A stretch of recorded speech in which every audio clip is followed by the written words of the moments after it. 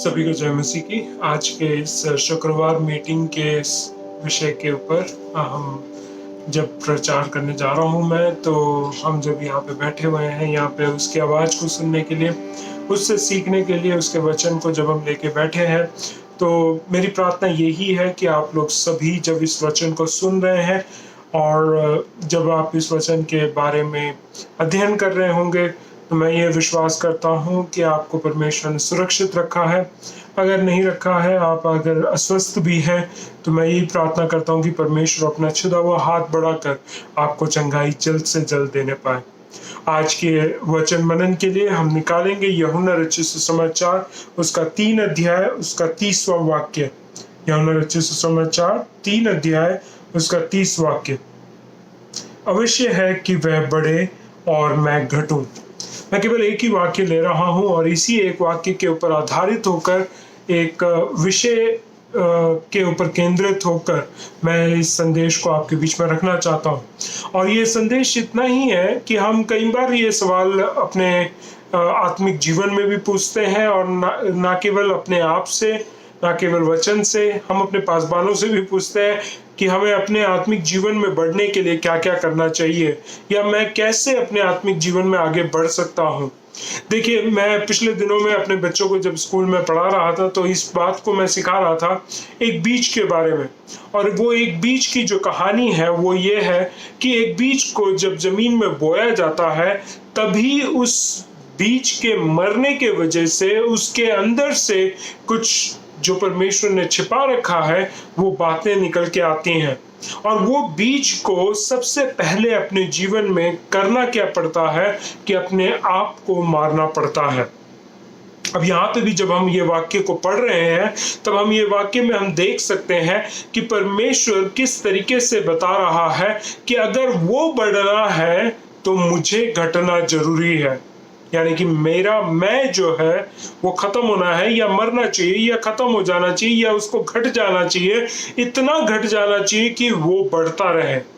मेरे जीवन में मेरी प्रायोरिटीज, मेरे जो उसूल है, मेरी जो सोच है, या मेरे जो विचार है, मेरी जो जीवन शैली है, उसको प्राथमिकता ना देकर मैं अपने जीवन में मसीह को प्राथमिकता देना चाहिए। और वैसा होने के लिए अपने जीवन में हमें क्या करना है कि अपने आपे का इनकार करना है, और अपने आपे का इनकार करते हुए हमें अपने आप को कम करना है, अपनी इच्छाओं को कम करना है, अपने सोच को कम करना है, अपनी योजनाओं को कम करना है। हमें परमेश्वर को अपने जीवन में बढ़ाना है। अब जब मैं ये वचन को बोल रहा हूं, तो सबसे पहला स्टेप मैं पीछे से उठाना चाहूंगा इस वाक्य के। उस वाक्य के पीछे वाले भाग में लिखा है कि मैं घटूं। जब मैं इंग्लिश में पढ़ता हूं तो मैं इस तरीके से देखता हूं कि उसमें यह लिखा गया है कि आई मस्ट डिक्रीज, यानी कि मस्ट पे जो है बहुत ही जोर लगा रखा है कि मुझे जरूरी है कि मैं घटूं, तभी मैं देख सकता हूं कि उसका जरूरी है मेरे जीवन में बढ़ना। मेरे जीवन में बढ़ना, he must increase and I must decrease. इसका मतलब क्या है? वो जब मस्ट इस्तेमाल कर रहा है, वो जोर देना चाह रहा है कि ये बात कभी हट नहीं सकती है, ये बातें अनिवार्य हैं कि हमें अपने जीवन में करना है। वो है कि मुझे घटना है और उसको बढ़ना है। उसको माने मसीह को, यीशु मसीह को बढ़ना है। अब जब बढ़ने की बात आती है, तो सबसे पहला जो पॉइंट आता है वो ये आता है कि हमें दीन बनना है। अब हम्बलनेस के ऊपर मैं शायद कुछ शब्दों से बोलते जा रहा हूं, और आपने शायद अगर पूरे सीरीज को देखा है, कुछ बातों में, कुछ संदेशों में मैंने ये बातों को उठा के बोला है, और इसी बात को आज मैं बिल्कुल केंद्र में रखते हुए कि यही एक विषय है जो हमें बहुत ही ध्यान देना है कि हमें उसके सामने, परमेश्वर के सामने दीन होना है। और ये बहुत ही इंपॉर्टेंट इसलिए है क्योंकि परमेश्वर का वचन ना केवल एक बार, 2 बार, लेकिन बहुत बार ये बात को समझाना चाहता है कि किस तरीके से हम अपने जीवन को परमेश्वर के वचन के हिसाब से दीन कर कर उसके सामने अपने आप को रखना है। एक वाक्य जो मैं निकालता हूं वो है याकूब की पत्री, उसका 4 अध्याय, उसका 10वां वाक्य। प्रभु के सामने दीन बनो तो तुम्हें शिरोमणि बनाएगा। Praise the Lord. हम कई बार ये सोचते हैं कि परमेश्वर मुझे क्यों नहीं उठा रहा है, परमेश्वर मुझे क्यों नहीं आशीष दे रहा है, मैं क्यों पीछे रह गया हूं, मेरे सारे जो विश्वासी भाई बहन है आत्मिकता में बढ़ते जा रहे हैं, आत्मिक वरदानों से बढ़ते जा रहे हैं, कैसे हो रहा है? उसका सिंपल सा आंसर यही है कि वे लोग दीन हैं, वे लोग अपने आप को दीन कर रहे हैं। तो मैं ये कहना चाहता हूं कि अगर आप भी परमेश्वर का शिरोमणि बनना चाहते हैं, यानी कि सिर के ऊपर रखने वाला मणि, यानी कि परमेश्वर अपने सर के ऊपर आपको ऐसा प्रदर्शित कर रहा है कि वो आपके ऊपर गर्व कर रहा है। अब ऐसे पोजीशन में आने के लिए परमेश्वर के सामने आपको दीन होना है। आप बोलेंगे ये तो कैसे हो सकता है, परमेश्वर तो हर जगह है, हर समय देख रहा है। यानी कि आपसे उम्मीद रखी जाती है कि आप हर समय परमेश्वर के सामने दीन रहें। आपकी सोच, आपकी चाल चलन, आपका दिनचर्या, आपकी बातचीत, सब में दीनता झलकनी चाहिए। दिखावे के लिए नहीं, दिल से, आपका मन के अंदर से, आपके आत्मा से, आपके खुद के स्वभाव में से ये प्रकट होना चाहिए कि आप दीन हैं। क्योंकि जो दीन बनता है, जो अपने आप को दीन करता है परमेश्वर के सामने, परमेश्वर आप उसको शिरोमणि बनाता है। आपको किसी और की इंतजार करने की जरूरत नहीं है, आपको किसी और के बारे में सोचने की जरूरत नहीं है, लेकिन परमेश्वर आप ही आपको अपना शिरोमणि बनाएगा। एक और वाक्य इस प्रकार कहता है, जब हम दूसरे इतिहास में जाते हैं, उसका 7वां अध्याय, उसका 14वां वाक्य इस तरीके से कहता है हमसे, पर यदि मेरी प्रजा के लोग जो मेरे कहलाते हैं दीन होकर प्रार्थना करें और मेरे दर्शन के खोजी होकर अपनी बुरी चाल से फिरे, तो मैं स्वर्ग से सुनकर उनका पाप क्षमा करूंगा और उनके देश को ज्यों का त्यों करूंगा। परमेश्वर का वचन कह रहा है कि अगर आप दीन होकर प्रार्थना करेंगे, अगर अपने आप को आप दीन होकर अपने पापों का अंगीकार करेंगे, आप जब प्रार्थना करेंगे दीनता के साथ, तब परमेश्वर स्वर्ग से आपकी प्रार्थना को सुनकर आपके देश को ज्यों का त्यों कर देगा। कहने का मतलब समझिए, अगर परमेश्वर आपके देश में कार्य करना है, आपके देश को सही करना है, आपके देश में एक तरीके से शांति और अमन का कायम करना है, तो उसमें परमेश्वर के लोगों को दीन होना बहुत जरूरी है। मैं बहुत खुश हुआ था जब मैंने ये संदेश को सुना कि महाराष्ट्र के गवर्नमेंट ने मसीह लोगों से ये प्रार्थना निवेदन रखी है कि वे लोग अब कलीसिया जो है वो मिलकर परमेश्वर के लोगों सारे एक साथ होकर देश के लिए प्रार्थना करें, महाराष्ट्र के लिए प्रार्थना करें।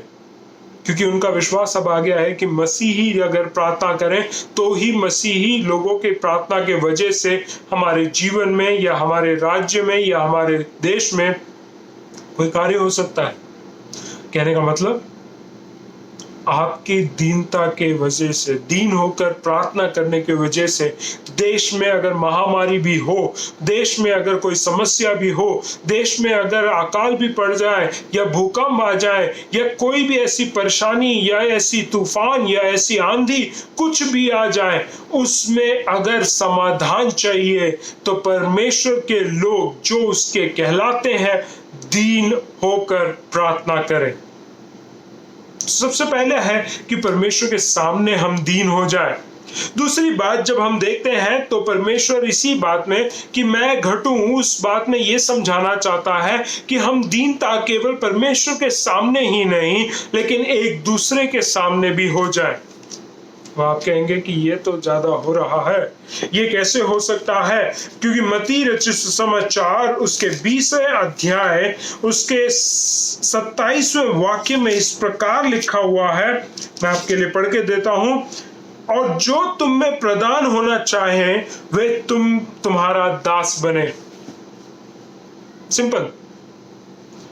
यीशु मसीह ने अपने चेलों से ये बात कही थी, और ये बात जब कही थी तो बहुत ही दुख हुआ था चेलों को भी, क्योंकि वो सब लोग प्राथमिकता चाहते थे।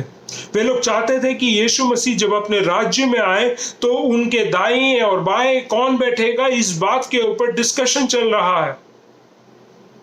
मसीह आप जब अपने बारे में कहता है तो वो कहता है कि मैं सेवा टहल कराने नहीं, करने आया हूं।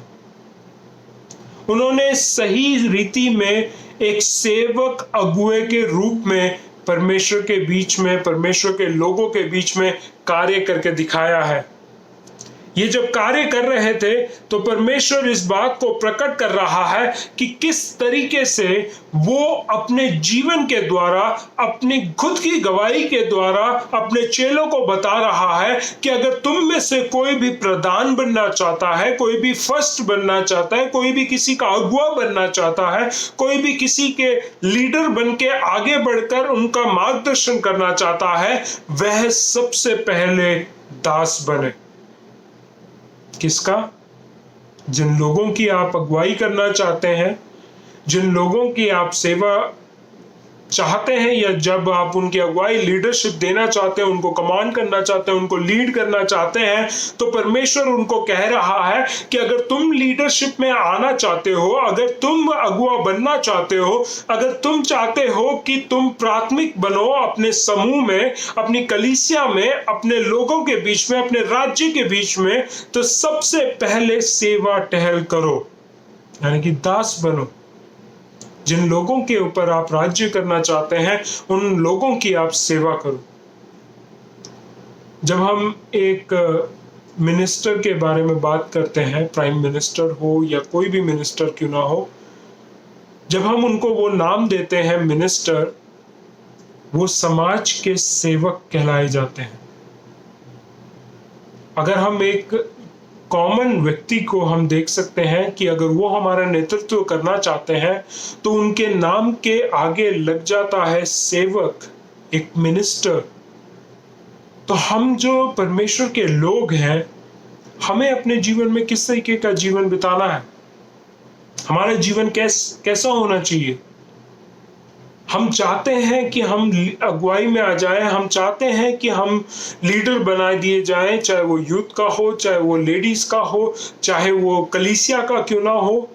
हम करना चाहते हैं, हम लीडरशिप में आना चाहते हैं, हमें चाहते हैं कि लोग हमें देखें और कहें ये हमारा अगुआ है, हम इसको आदर देते हैं, हम इसको सम्मान देते हैं। लेकिन हम में से कोई भी अगर सेवा नहीं करना चाहता है तो हम अगुए नहीं बन सकते हैं।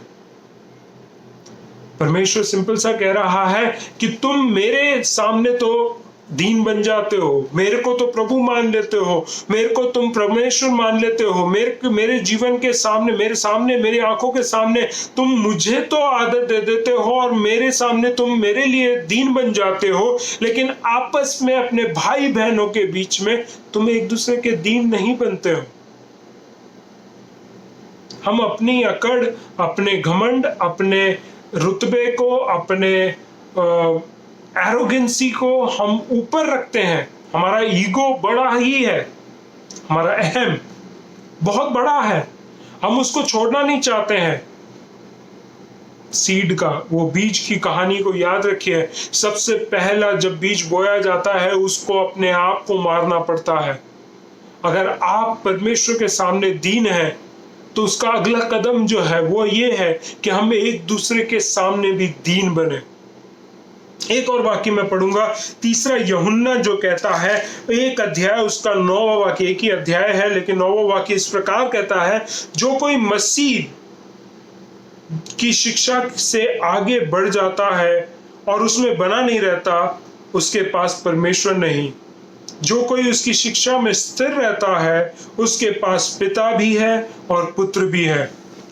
देखिए, मसीह ने अपने जीवन में यह शिक्षा दिया है, ना केवल प्रचार करके, खुद के जीवन को वो चला के दिखा के उसने बताया है कि मैं मसीह खुद दास बना हूं, तुम्हारी सेवा टहल करता हूं, तुम्हारी सेवा टहल करने के लिए ही मैं इस संसार में आया हूं।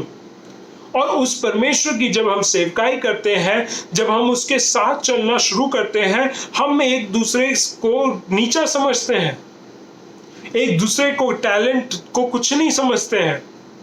हमने कुछ पढ़ाई कर ली है, हमने कुछ पैसे हासिल कर लिए हैं, हमारे पास कुछ बंगले हैं, हमारे पास कुछ गाड़ी हैं, कुछ बैंक बैलेंस आ गया है, तो हम घमंडी हो जाते हैं और हम कहते हैं कि हम सेवा कर रहे हैं, हम कहते हैं कि हम प्रचार करते हैं, हम कहते हैं कि हम आराधना का वर्शिप लीड करते हैं। लेकिन क्या सही में आप एक दूसरे के सामने दीन बनते हैं? क्या एक दूसरे को हम अपने से बढ़कर समझते हैं? क्योंकि हम अगर अपने आप को ऊपर रखकर अपने जीवन को बिता रहे हैं तो इस गलतफहमी में है कि हम दीन हैं, क्योंकि हम दीन नहीं हैं, हम घमंडी हैं। और घमंडी लोगों को परमेश्वर उठाता नहीं, गिराता है। उनके मार्गों को सही नहीं, उनके मार्गों को नष्ट कर देता है। अपने आप को दीन करें। परमेश्वर के सामने दीन होने का मतलब ये नहीं है कि हम कमजोर हो जाए, हम अपने आप से बढ़कर दूसरे को समझने पाए। एक गिलास पानी रह गया है अगर ट्रे में, दूसरे को लेने दीजिए। आखिरी लड्डू रह गया है, आखिरी रोटी रह गई है, आखिरी पीस पनीर का है या चिकन का है, जो भी है, अगर रह गया है, दूसरा आपके साथ है, उसको दीजिए।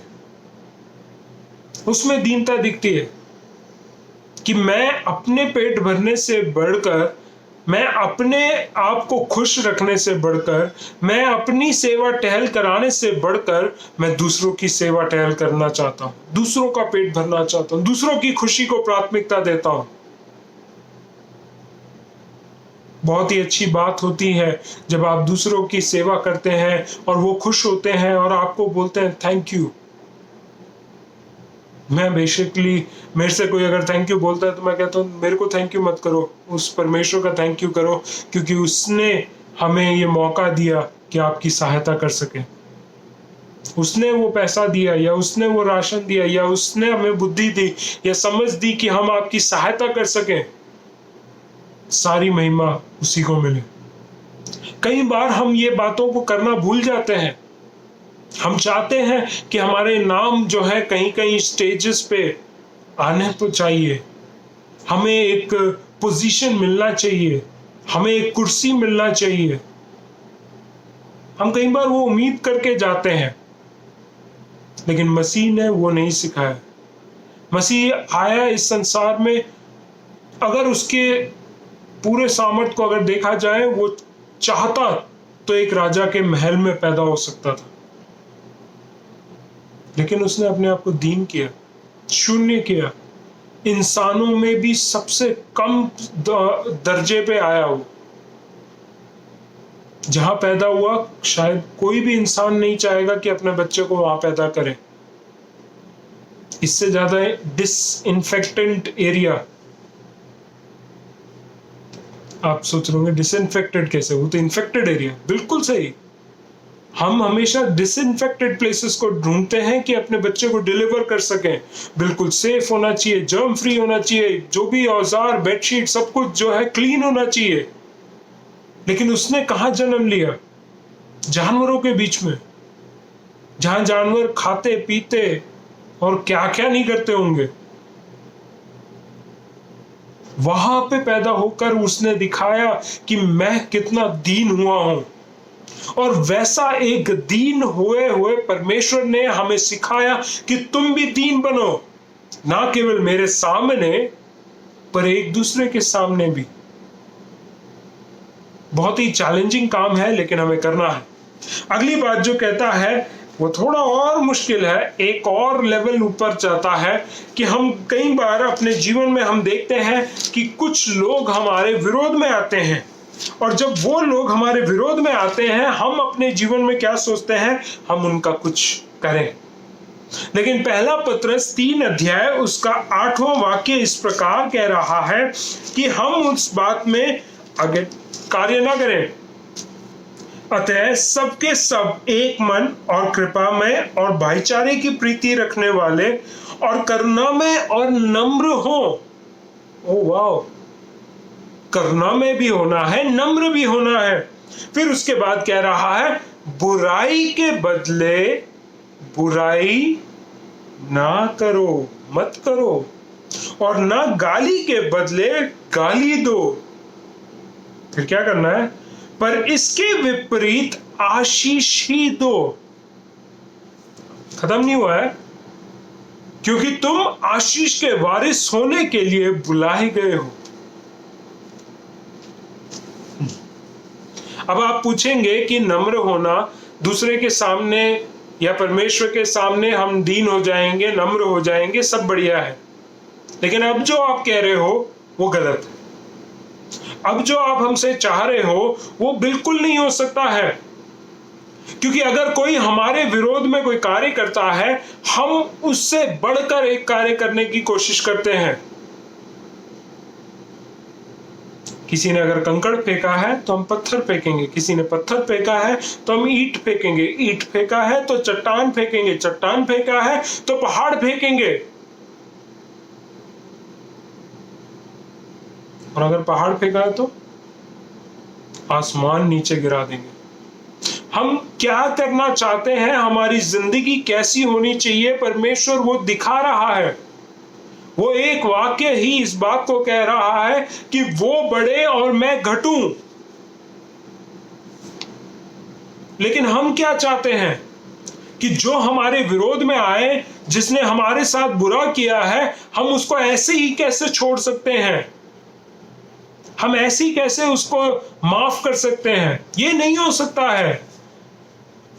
देखो, अभी तक आपने जो भी बात की है बिल्कुल सही है, आत्मिक रीति से बिल्कुल बढ़िया है, लेकिन अब जब बात हो रही है जो मेरे विरोध में आ रहा है, जो मसीह विरोधी होगा, चाहे कोई भी क्यों ना हो, चाहे मेरे विश्वास के विरोध में क्यों ना आ जाए, मेरे कार्य के बीच में क्यों ना आ जाए, मेरे सोच विचार के बीच में क्यों ना आ जाए, मैं उसको दिखाऊंगा कि मैं क्या हूं। लेकिन परमेश्वर क्या कह रहा है?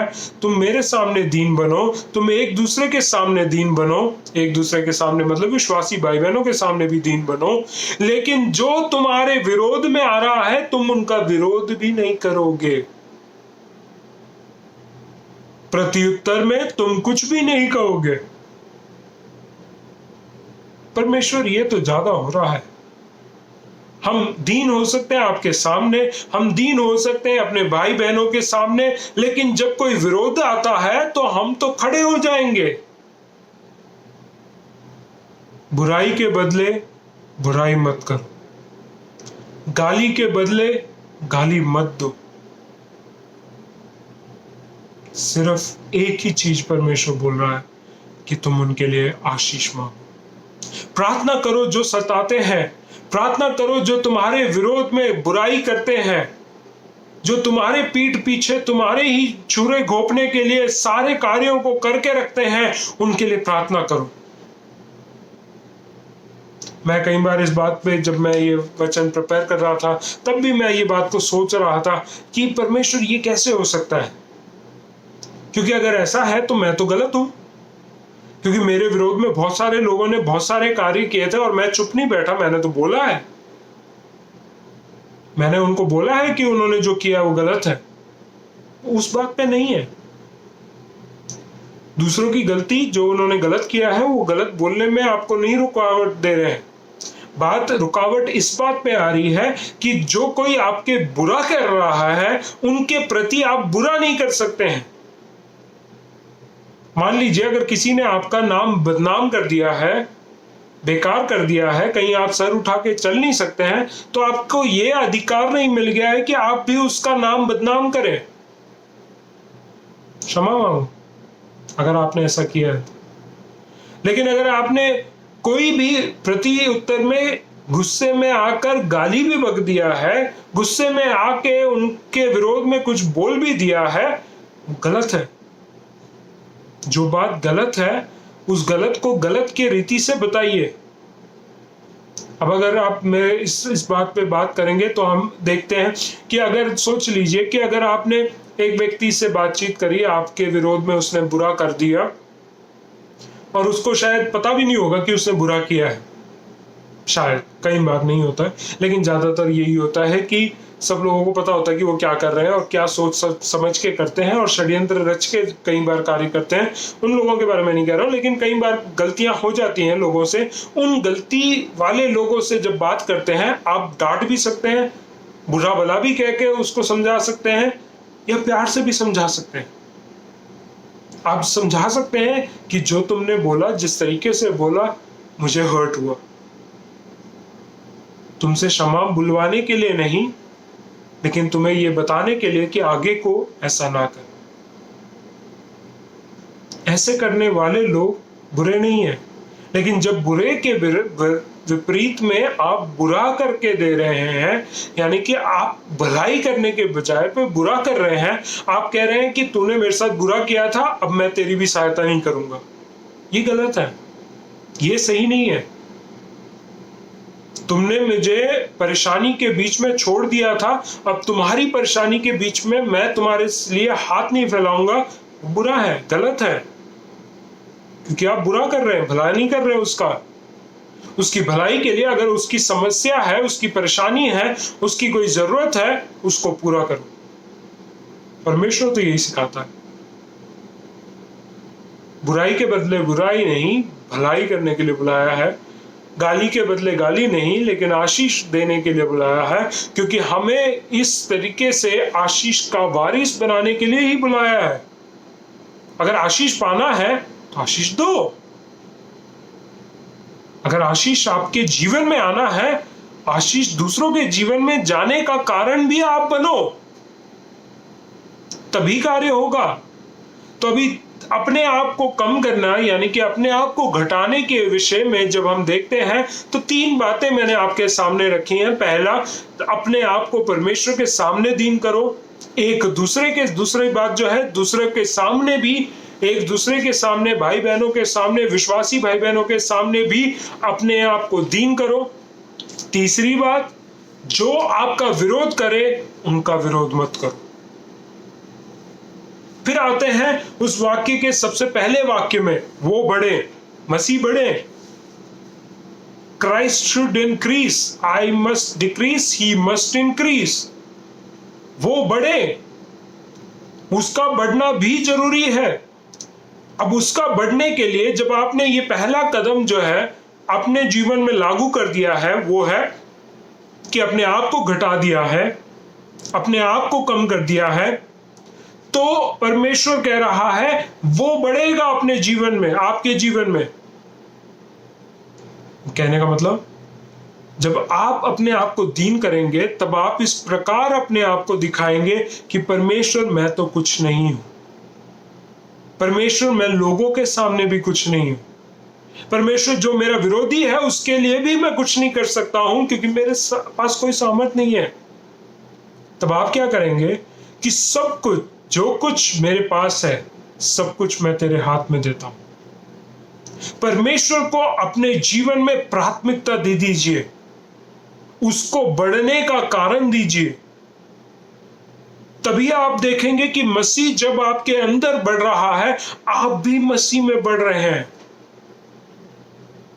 Praise the Lord. देखिए क्या चाह रहा हूं मैं, कि जब आप अपने चीजों को, जो आप अपने हृदय के पास रखते हैं, उन चीजों को आप परमेश्वर के सामने दे देंगे, वो ये बात को दिखाता है कि परमेश्वर, मेरे बस की नहीं है, मैं कुछ नहीं कर सकता हूं, आप ही नियंत्रण लीजिए, इसलिए आपके हाथों में देता हूं। देना क्या क्या है? मैं पासवान हूं, कलीसिया मैं आपके हाथ में देता हूं परमेश्वर। फिर जब मैं पिता हूं, या मैं अपने घर का सिर हूं, मैं अपने घर को नियंत्रण करता हूं, तो परमेश्वर, मेरे परिवार को मैं आपके हाथ में देता हूं। मैं पति हूं, परमेश्वर, मैं अपनी बीवी को आपके हाथ में देता हूं। मैं एक पिता हूं, परमेश्वर, मैं अपने बच्चे को आपके हाथ में देता हूं। मैं एक जगह पे काम करता हूं, परमेश्वर, मेरे कार्यस्थल को, मेरे कार्यों को, मेरे जॉब को मैं आपके हाथ में देता हूं।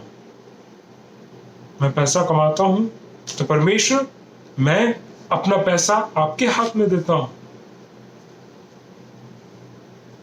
जब मैं व्यक्तिगत रीति से बातचीत करता हूं, मेरा सोच प्राथमिकता है, परमेश्वर, मेरे दिमाग, मेरे मन, मेरे सोच, विचार, बातचीत, मेरे होठ, मेरे हाथ पैर, सब कुछ मैं तेरे हाथ में देता हूं। जब हम ऐसा करते हैं, जब हम छोटे से छोटे चीज को और बड़े से बड़े चीज को परमेश्वर के हाथ में देते हैं, तो हम ये बात को प्रकट करते हैं परमेश्वर के सामने कि परमेश्वर, मैं अपने आप को कम कर रहा हूं और तुझे हर चीज में आगे रख रहा हूं, तुझे हर चीज का नियंत्रण दे रहा हूं, तेरे हाथों में सब चीजों को समर्पित कर रहा हूं, क्योंकि मैं जानता हूं कि अगर मेरे जीवन में आत्मिकता बढ़नी है, मेरे जीवन में आप प्रभु खुद बढ़ने हैं, तो आपको मेरे को मौका देना पड़ेगा कि आप बढ़ें और मैं घटूं। हम परमेश्वर में बढ़ना चाहते हैं तो परमेश्वर को अपने अंदर बढ़ने का मौका दें। 2-4 वाक्यों को मैं पढ़ के आपके सामने, 3 वाक्यों को आपके सामने पढ़ूंगा और फिर मैं समाप्त करूंगा। 2 थिस्सलुनीकियों उसका 3 अध्याय उसका 3 वाक्य। 2 थिस्सलुनीकियों उसका 3 अध्याय 3 वाक्य। परंतु प्रभु सच्चा है और तुम्हें दृढ़ता से स्थिर करेगा और उस दुष्ट से सुरक्षित रखेगा। जब हम सारे चीजों को, जितने चीजों को मैंने बताया है, आप इसमें और भी ऐड कर सकते हैं, बहुत सारी चीजें मैंने शायद छोड़ रखी हैं, लेकिन जितनी बातें मैंने एटलीस्ट बोली हैं, उन सारी चीजों को अगर परमेश्वर के हाथ में देंगे तो परमेश्वर हमारी सुरक्षा की गारंटी लेता है। जब मसीह हमारे अंदर बढ़ता है, जब हम मसीह में बढ़ते हैं, तो मसीह का उत्तरदायित्व बन जाता है हमारे जीवन के प्रति कि वह हमें दुष्ट से सुरक्षित रखे। तो अगर आपको लगता है कि आप दुष्ट के सामने सुरक्षित नहीं है, या फिर दुष्ट हमारे जीवन में बहुत सारे कार्यों को कर रहा है, या दुष्ट हमारे जीवन में आए जाए हमेशा लगाए रखा है, तो परमेश्वर के सामने सारी चीजों को एक और बार समर्पित करो। अपने आप को कहो कि परमेश्वर, मैं घटूं, मैं घटना चाहिए, मेरा कुछ भी नहीं रहना चाहिए, मेरा सोच विचार इच्छाएं सारे योजनाएं सब कुछ नीचे गिर जाना चाहिए, लेकिन तेरे को मैं अपने जीवन में, या आपको अपने जीवन में मैं स्थान देता हूं, एक ऐसा स्थान जहां तेरी सुनी जाएगी, तेरी इच्छा पूरी होगी, तेरी योजनाएं को प्राथमिकता दी जाएगी। और जब हम अपने आप को अधीनता में लेके आते हैं, उस तरीके से हम्बल बन जाते हैं, तो परमेश्वर हमें गारंटी देता है कि वह हमें सुरक्षित रखेगा। अगली बात, एक और बात मैं पहला पत्रस में से ही निकालना चाहूंगा, 5वें अध्याय उसका 6 वाक्य से उस वाक्य को आपके सामने पढ़ना चाहूंगा। वो इस प्रकार कहता है, इसलिए परमेश्वर के बलवंत हाथ के नीचे दीनता से रहो, जिससे वह तुम्हें उचित समय पर बढ़ाएगा। जब इंग्लिश में लिखा है in the right time he will exalt you. अब जब एग्जॉल्ट सुनते हैं या बढ़ाएगा सुनते हैं, हम सोचते हैं कि हमें नंबर 1 टॉप पे कुर्सी मिलेगी।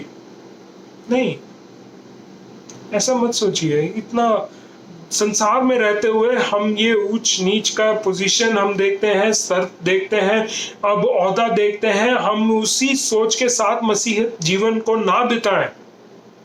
मसीहत में परमेश्वर हमें जब कहता है कि वह हमें बढ़ाएगा या उठाएगा, एक्सॉल्ट का मतलब है उठाना, नीचे गिरा हुआ व्यक्ति को उठाना। कहने का मतलब क्या है?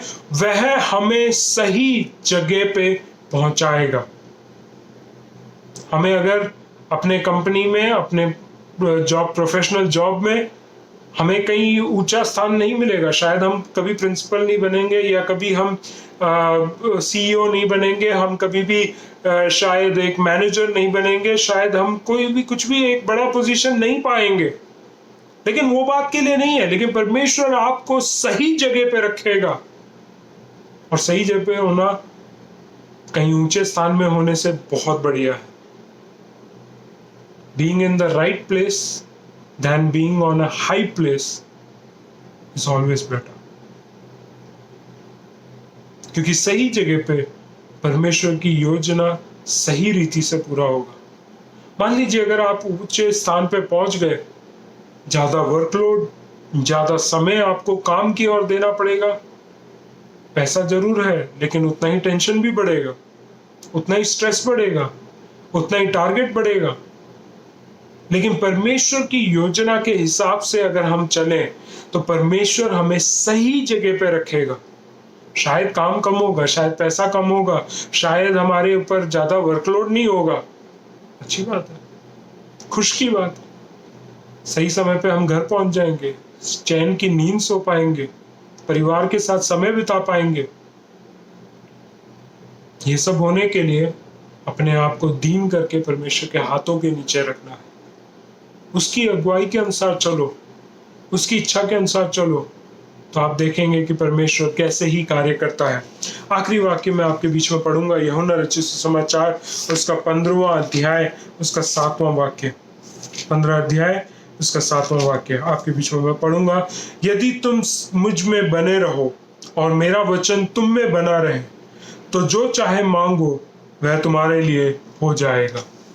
परमेश्वर का वचन इतना ही कह रहा है अभी भी कि अगर आप मसीह में बढ़ना चाहते हैं, अपने आप को दीन करें और वो आपको सही समय पे बढ़ाएगा। जानता हूं कि समय बहुत ज्यादा हो गया है, लेकिन फिर भी परमेश्वर के इन वचनों के ऊपर अगर आप बने रहेंगे और वो आपके अंदर बना रहेगा, तो आप एक दिन जरूर अपने आप को देखेंगे कि आप मसीह में बढ़ रहे हैं और मसीह आप में बढ़ रहा है।